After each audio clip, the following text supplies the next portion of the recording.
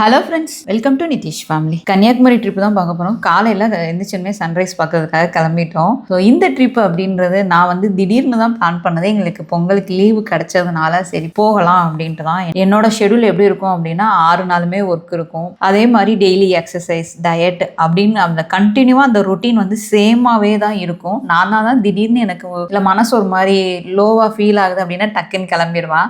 நான் நல்லா என்ஜாய் பண்ணேன். நிறையா வீடியோஸ் நான் எதுவும் எடுத்துக்கல. நிதிஷ் தான் நிறைய வீடியோ எடுத்தான்.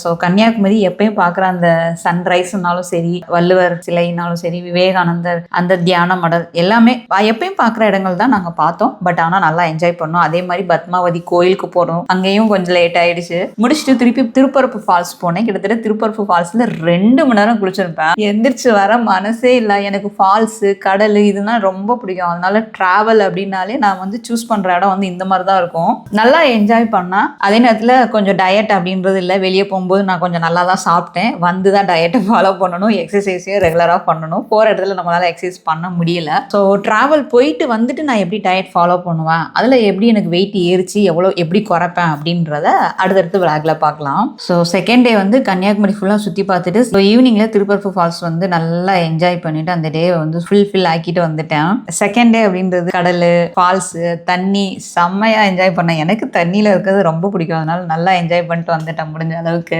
தேர்ட் டே எங்கே போனேன் அப்படின்றது நாளைக்கு விளாக்ல பார்க்கலாம்.